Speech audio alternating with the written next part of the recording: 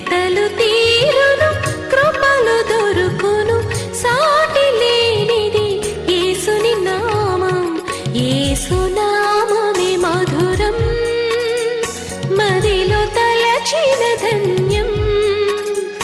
యేసునామమే మధురం. ప్రభువునందు ప్రియమైన దేవుని బిడ్డలారా, యేసుక్రీస్తు వారి శుభనామంలో వందనాలు. నేటి వాక్యోపదేశానికి ప్రసార సహకారం ఇచ్చిన దేవుని బిడ్డలు విద్యానగర్ వాస్తవ్యులు గోసాల గౌతమ్ గారు సహకారం ఇచ్చారు. దేవుడు ఈ కుటుంబాన్ని దీవించును గాక.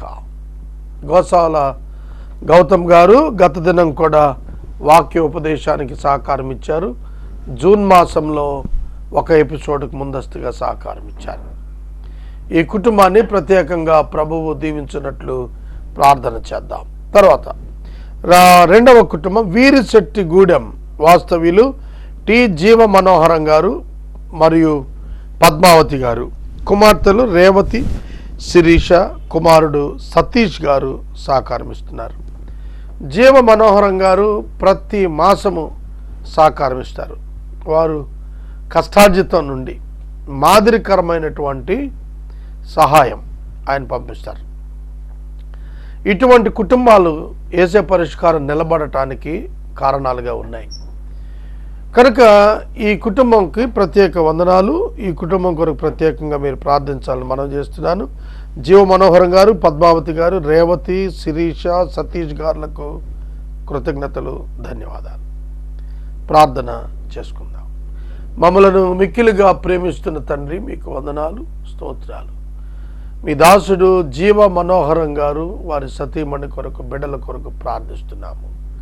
మీ దాసుని కష్టార్జితము నుండి, శ్రమ నుండి మీ దాసుడు త్యాగంతో ఇస్తున్న ఎపిసోడ్ సహకారం కొరకు కృతజ్ఞతలు. ప్రభువా, మీ కృప వీరిపై ఉంచి ఆశీర్వదించండి.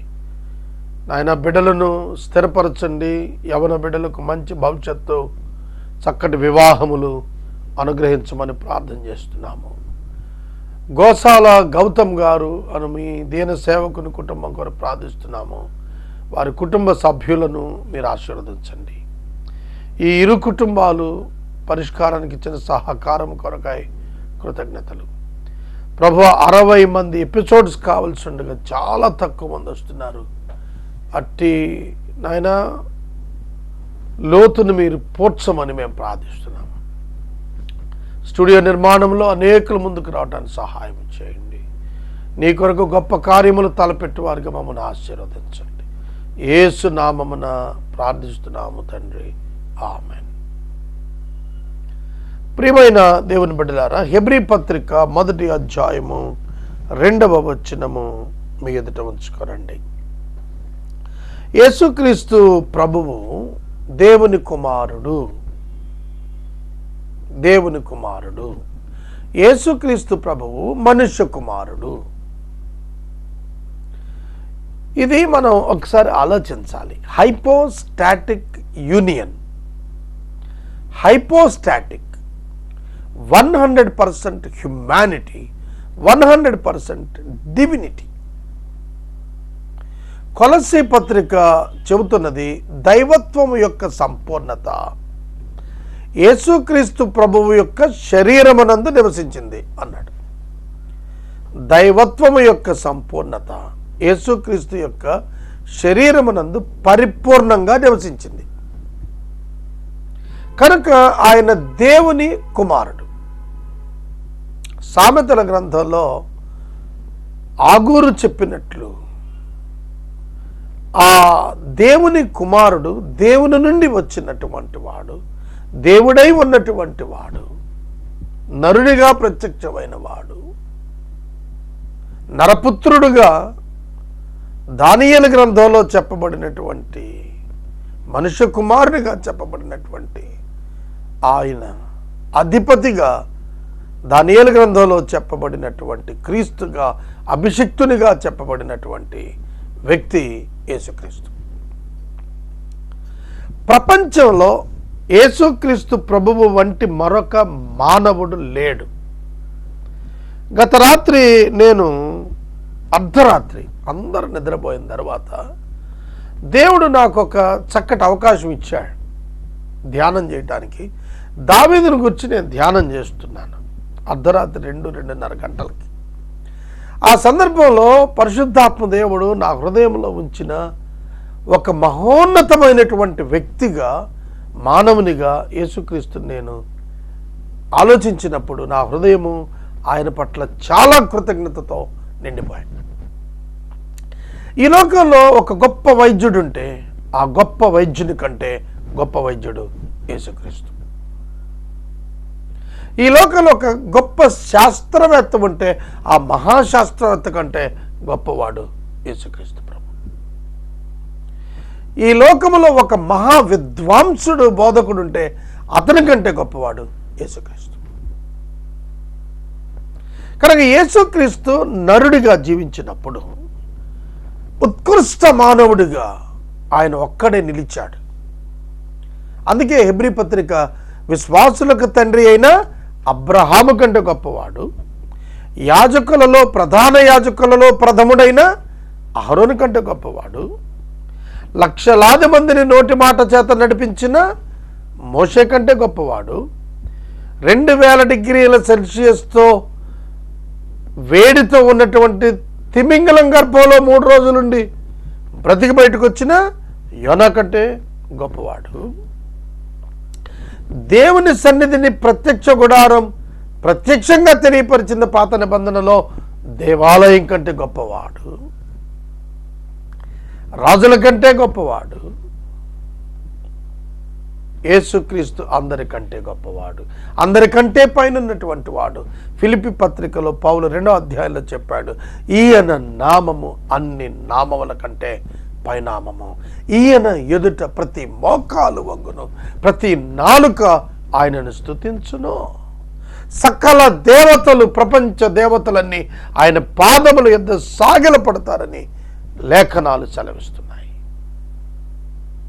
ప్రపంచము వివిధ దేశాలు వివిధ అధ్యక్షుల చేత, ప్రధానుల చేత పాలించబడుతున్నాయి. క్రీస్తు ఒక్కడే ప్రపంచం మొత్తాన్ని యెరూషలేములో రారాజుగా 1000 ఏండ్ల పాలన చేయబోతున్నాడు. ఆయన మహాజ్ఞాని, సొలొమోను కంటే గొప్పవాడు,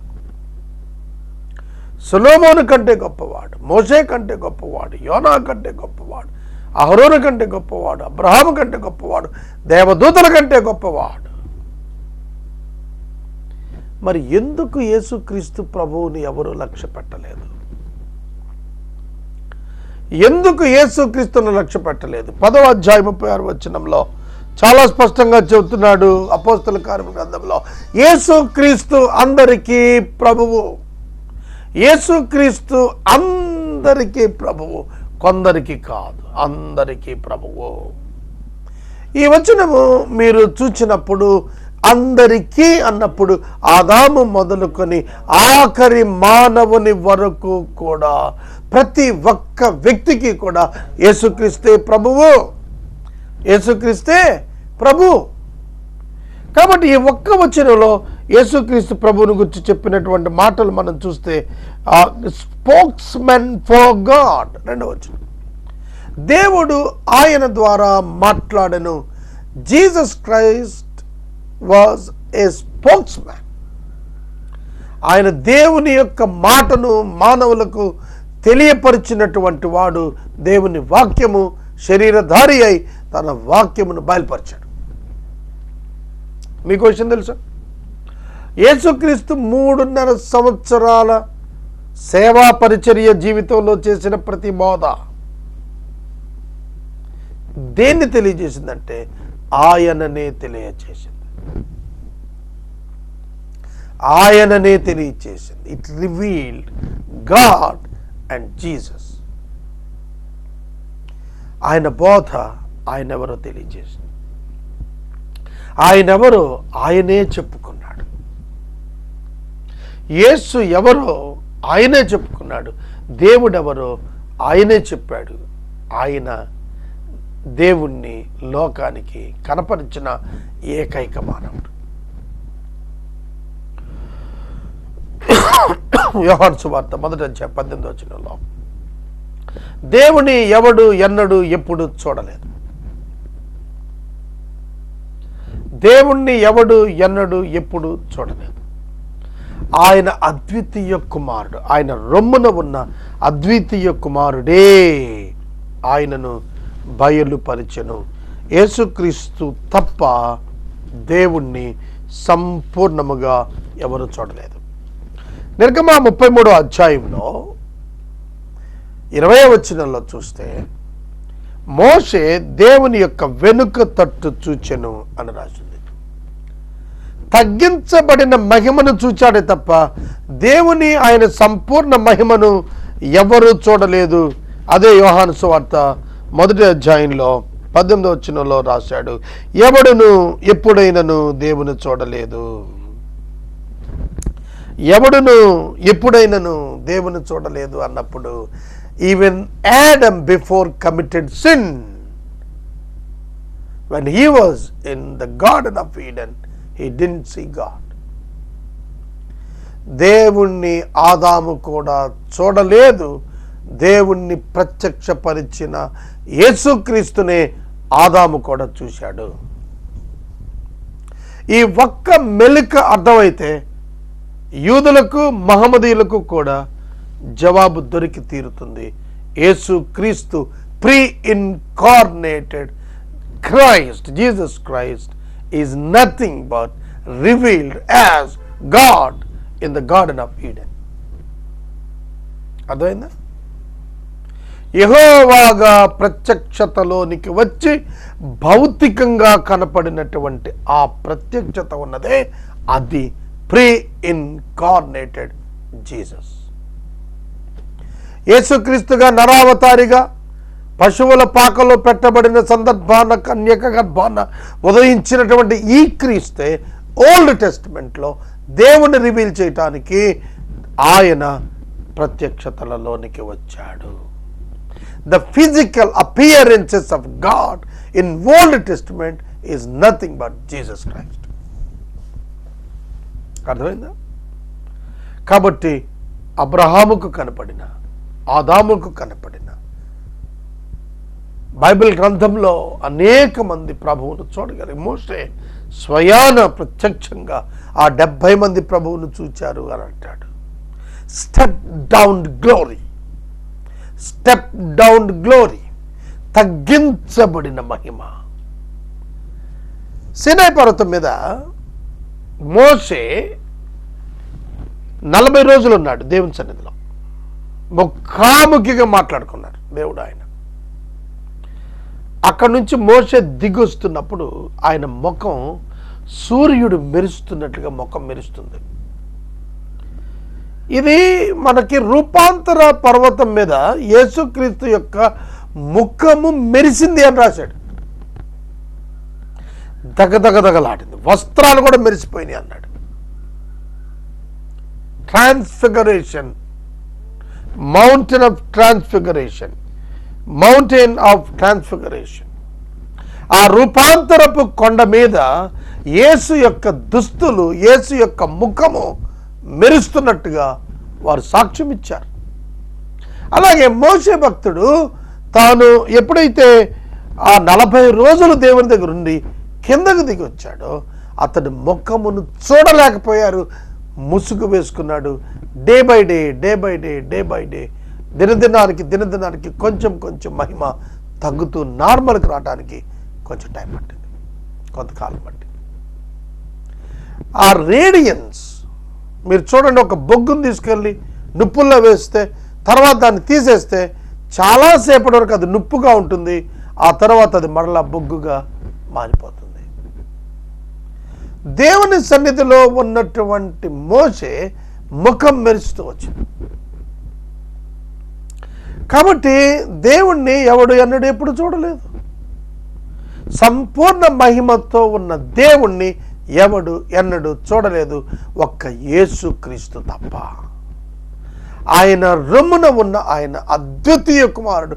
అద్వితీయ అంటే నన్ అదర్ దాన్ వన్, ఇలాంటి వాడు మరొకడు లేడు అని అర్థం.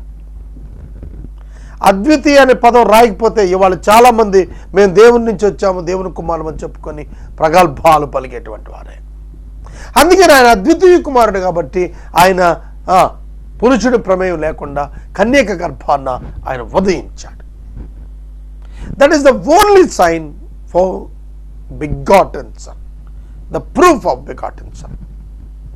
ఆయన దేవుని కుమారుడని రుజువు ఏమిటి అని అంటే కన్యక గర్భాన్ని ఉదయించడమే. మానవ ప్రమేయం లేకుండా శరీరం ధరించుకొని ఈ లోకానికి వచ్చినటువంటి వాడు, ఈ లోకానికి వచ్చినటువంటి వాడు. తల్లిదండ్రులకు పుట్టినవాడు కాదు, తనంతట తాను స్వయంగా నర అవతారంలో తాను ధరించుకున్నటువంటి వాడు. హెబ్రీ పత్రిక 10వ అధ్యాయంలో చెప్పాడు, నీవు నాకు ఒక శరీరమును అమర్చితివి అన్నాడు. రోమా 8:3 చెప్పాడు, పాప శరీరం ఆకారముతో దేవుడే తన కుమారుణ్ణి ఈ లోకానికి పంపించాడు అన్నాడు. కుమారుడు అన్నప్పుడు తండ్రిని బయలుపరచువాడు, తండ్రిని బయలుపరచువాడు, తండ్రి నుండి వచ్చినటువంటి వాడు.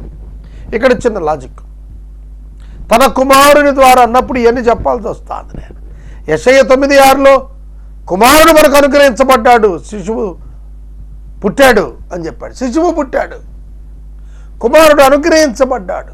రోమా 8:31-32 చెప్పాడు, కుమారుణ్ణి సిలువ కొరకే అనుగ్రహించాడు, అప్పగించాడు. సిలువకు యేసును అప్పగించిన design and plan belongs to God, దేవునికి చెందినటువంటిది. ఇది మీరు అర్థం చేసుకోవాలి. కనుక యేసుక్రీస్తు ప్రభువును అప్పగించాడు, అనుగ్రహించాడు. ఈ గొప్ప దేవుడు తన యొక్క వాక్యంను నరునిగా చేసి ఈ లోకానికి తన యొక్క ప్రత్యక్షతగా పంపాడు. The revolution of God step down glory with the step down glory, nothing but the pre incarnated Jesus Christ. క్రీస్తుగా, ఒక నరుడిగా, దేవుని గొర్రె పిల్లగా శిలువ యాగం కొరకు పంపించిన ఆ సందర్భానికి పూర్వాన దేవుని ప్రత్యక్షతలు అనేక పర్యాయములు యేసుక్రీస్తు ప్రభు ఈ లోకానికి తీసుకొని వచ్చాడు. ఏదైనా వనములో దేవుడు స్వయంగా ప్రత్యక్షమై వారిని నిర్మాణం చేశాడు. తన మాట చేత సమస్తం నిర్మించినటువంటి దేవుడు నేలమట్టి నుండి నరుని తీసుకుని నిర్మించెను అని రాశాడు. మాటతో కలుగునుగాకంటే అన్నీ కలిగితే నేలమట్టిలో నుండి మనిషిని తీసుకొని నాసికారంధ్రాల్లో స్వయంగా ఊపిరి ఊదాడు అని రాసింది. ఒక భౌతికమైనటువంటి నిర్మాణం చేయడానికి ఆయన ఒక భౌతికమైన స్థితిలో కనపడ్డాడు. అతనిని నిద్రపుచ్చి అతని ప్రక్కటెముక తీసి ఆ చోటను మాంసంతో పూడ్చి ఆ ఎముకను స్త్రీగా నిర్మించి అతని ఎదుటకు తీసుకొని వచ్చెను. ఇదంతా ఇట్లా డిజైన్ ఇచ్చి జరిగిపోయి ప్రింట్అవుట్ వచ్చేయాలని చెప్పలే ఆయన. హీ వాజ్ దేర్, అక్కడ ఉన్నాడు.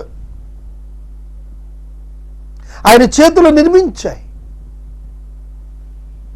ఆయన చేతులు నిర్మించాయి. 139వ సంకీర్తనలో కీర్తనాకారుడు, దేవా నీవు నన్ను నిర్మించిన విధానం చూడగా నాకు ఆశ్చర్యము భయము కలుగుచున్నది.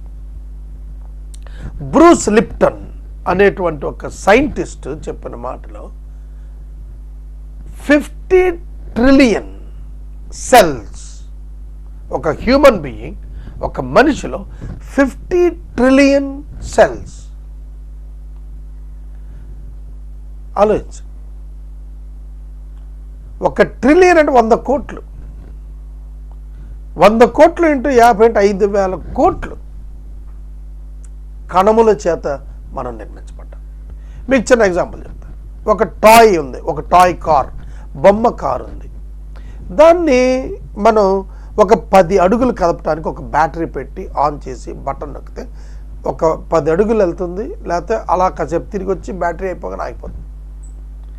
మరి ఇవాళ మనం కన్ను తెరిచిన మొదలు ఎన్ని పనులు చేస్తున్నాం. ఇలా నా చెయ్యి పైకి లేగాలంటే ఐ నీడ్ ఎనర్జీ, నా తల ఇలా తిరగాలంటే ఐ నీడ్ ఎనర్జీ, నాకు శక్తి లేకపోతే నా తల తిరగదు, నా చేయి లేగదు, నా కన్ను మూత పడదు, నా అడుగులు పడవు, నా గుండె కొట్టుకోదు.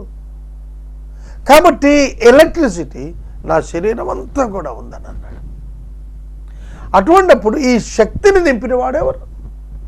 అందుకని అంటాడు దావీదు కీర్తనకారుడు, నా శరీరం యొక్క నిర్మాణం చూచినప్పుడు ఆశ్చర్యం భయం కలుగుతాను. ఆశ్చర్యం భయం కలుగుతాను. ఎనాటమీ, ఫిజియాలజీ, మీరు ఇవన్నీ కూడా చదవగలిగితే డాక్టర్స్కి బాగా తెలుస్తుంది. మానవ శరీర నిర్మాణం, కణముల నిర్మాణం, అవి హౌ ఇండిపెండెంట్ ఈచ్ ఆర్. ఒక్కొక్క కణం ఎంత స్వయం ప్రతిపత్తి కలిగి ఉంటుంది. అవన్నీ కూడా సెంట్రల్ ఫోర్స్ బ్రెయిన్ నుంచి ఏ విధంగా పనిచేస్తాయి. నువ్వు చనిపో అంటే ఒక brain when the brain gives the instructions to the cell to die, the cell will die. Bruce Lipton, మీరు గూగుల్లో ఇంటర్నెట్లో కొట్టి చూడండి, అద్భుతమైన క్రైస్తవ శాస్త్రవేత్త. కనుక నేను మనవి చేస్తున్నాను, దేవుని యొక్క వాక్యము ఎంత ఈ లోకంలో నెరవేరుతుందంటే, ఈ లోకమంతా యేసుక్రీస్తు దేవుడని అన్ని రకాలుగా సాక్ష్యం కనిపిస్తోంది. వాటికి కారణం ఎవరో తెలుసా? ఎథీయిస్ట్స్ అయినటువంటి సైంటిస్ట్స్. వారు దేవుని నమ్మకపోయినా వారు నిర్మించినటువంటి ఆ సైన్స్ ఏం చెప్తుందంటే, దేవుడు ఉన్నాడనేది వాక్యానికి రుజువుగా కనిపిస్తుంది. నమ్మిన వానికి అది కనిపిస్తుంది, నమ్మని వానికి వెరితనంగా ఉంది. EQ, IQ and LQ. మనలో ఐక్యూ చూస్తాం, but a new word LQ set by Jack Ma. చైనాలో ఆయన ప్రకంపనలు కల్పించినటువంటి మహోన్నతమైన ఆర్థికవేత్త, ఎంటర్‌ప్రెన్యూర్. ఆయన మాట్లాడుతూ చెప్పాడు, ప్రేమ యొక్క శక్తి, ఐక్యూ, ఇంటెలిజెన్స్, ఐక్యూ దానికంటే మోస్ట్ పవర్ఫుల్ 21వ సెంచరీలో కావాల్సింది ఏమన్నాడంటే ద లవ్. బైబిల్ అంతా అదే చెప్పింది. The motivating factor and the force behind every action of God is nothing but the love. 1 John 4:10, 1 యోహాను 4:10 చెప్పాడు, యేసుక్రీస్తు ప్రభువును పంపిన దేవుడు అందులో ప్రేమ ఉంది అన్నాడు. The love has the power to change the people. The love has the power even to die or sacrifice the own self. అందుకనే ఈ యేసుక్రీస్తు ప్రభువుని గురించి మనం తెలుసుకోవాలి. నేను చెప్పాను కదా, రాత్రి నేను కూర్చున్నప్పుడు ఈయన కంటే గొప్పవాడు ఎవరు దొరకలేదు. ఈ లోకాన్ని సంస్కరించదలుచుకుంటే there is the only one person, the best and the only unique example to be observed is Christ. అందులో ఏ వ్యత్యాసం లేదు. whatever field you want to take, you can take. ఏ భాగం తీసుకుని మీరు పరీక్షించదలుచుకుంటారో, సైన్స్ తీసుకుంటారో, ఫిలాసఫీ తీసుకుంటారో, స్పేస్ తీసుకుంటారో, మీరు ఏది తీసుకున్నా కూడా యేసుక్రీస్తు ప్రభువునందు you can find a great personality in all the fields. వ్యవసాయాన్ని తీసుకుంటారు, ఫైనాన్స్ని తీసుకుంటారు, టెక్నాలజీని తీసుకుంటారు, మీరు ఎటు తీసుకున్న Bible gives the principles for all achievements. కారణం ఏంటంటే యేసుక్రీస్తు ప్రభువును దేవుడు నియమించాడు అన్నప్పుడు బీయింగ్ అండ్ డూయింగ్. నన్ను మీరు అడగచ్చు, హూ ఆర్ యూ అంటే I'm a pastor, I'm a bishop, I'm a servant of God. That's my doing. Then who is my being? నేనెవరు?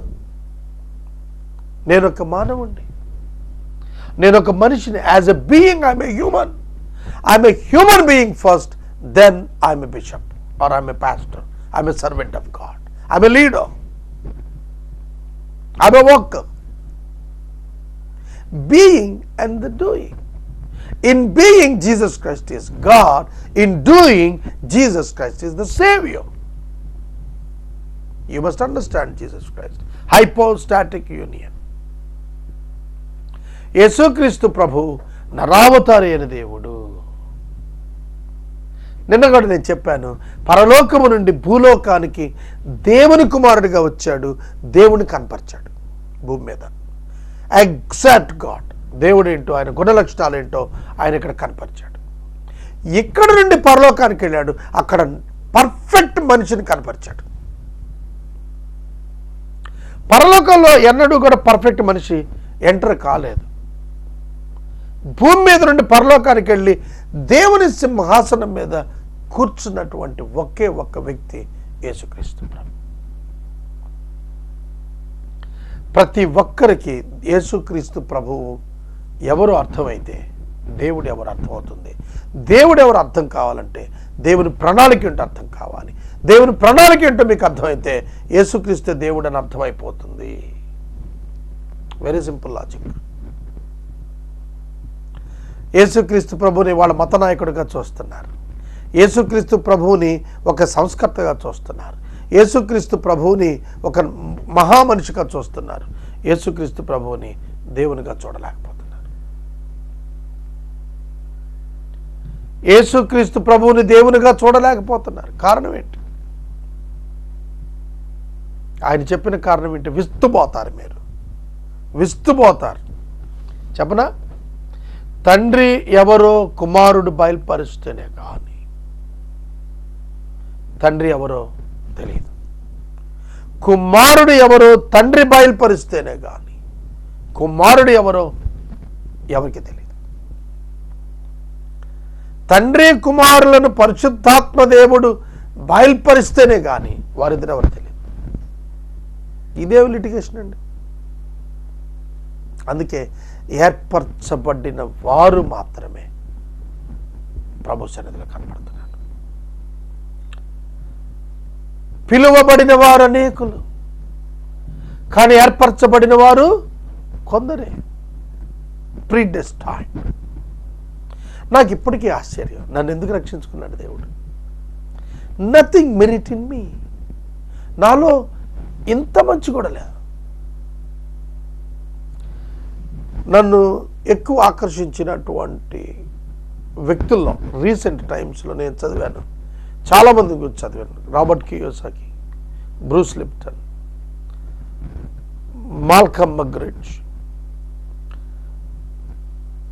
రాబర్ట్ కియోసాకి, జాక్మా, ఇట్లా చాలామంది గురించి చదివాను. వాళ్ళలో నన్ను ఎక్కువగా ఆకర్షించింది ఒక ఆయన ఏంటంటే చైనీస్ ఎంటర్ప్రెన్యూర్ అక్కడ, ఆయన జాక్ మా ఆలీబాబా అనే సంస్థ అధిపతి. ఆయన ఒక్కటే చెప్పాడు, నేను వైఫల్యాలు చెందినవాడిని, విజయాలకు చెందినవాడిని కాదు.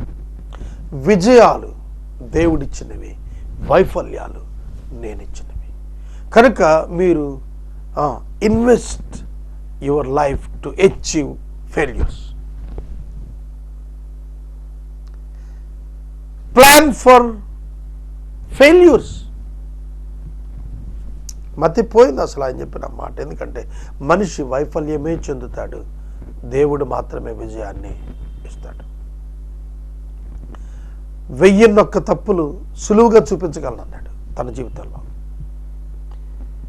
కాబట్టి when ever you want to get the success, you get the knowledge from the failures of successors, not the successes of the successors.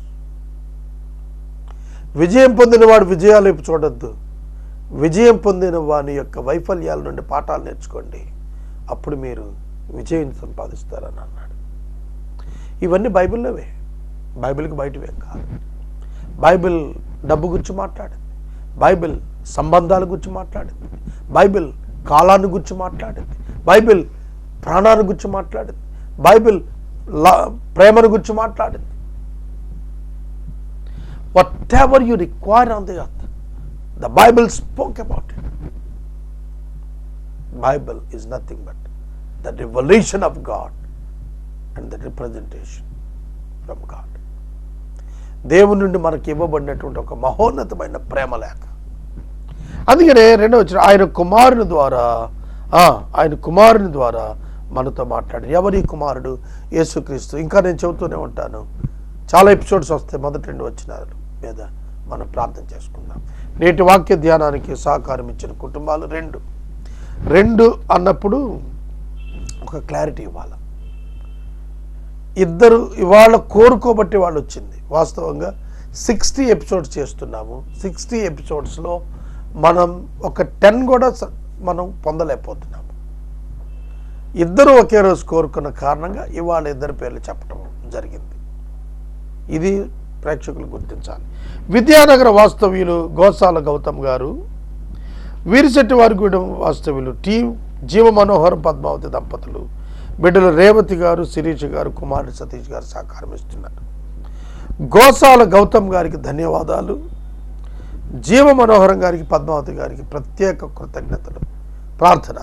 మమ్మల్ని మిక్కిలిగా ప్రేమిస్తున్న తండ్రి, వందనాలు, స్తోత్రాలు. వాక్యం విన్న బిడ్డలను దీవించండి. ఈ వాక్యం ఈ దినమున భవిష్యత్ కాలమున ఎన్ని భాషల్లో ఇది భవిష్యత్తులో తర్జుమా అయినా ఆ వాక్యం విన్న ప్రతి ఒక్కరూ నీ పాదాల దగ్గర రావటానికి నీవే దేవుడు అని, ఏకైక దేవుడు అని, ఒక్కడవే అయిన దేవుడు అని తెలుసుకుంటూ సహాయం చేయమని యేసునామాన్ని అడుగుచున్నాం తండ్రి. ఆమేన్. తండ్రి దేవుని ప్రేమ, కుమారుని యేసయ్య కృప, పరిశుద్ధాత్మని యొక్క అన్యోన్య సహవాసం సదాకాలం మనకు తోడైండును గాక. ఆమేన్.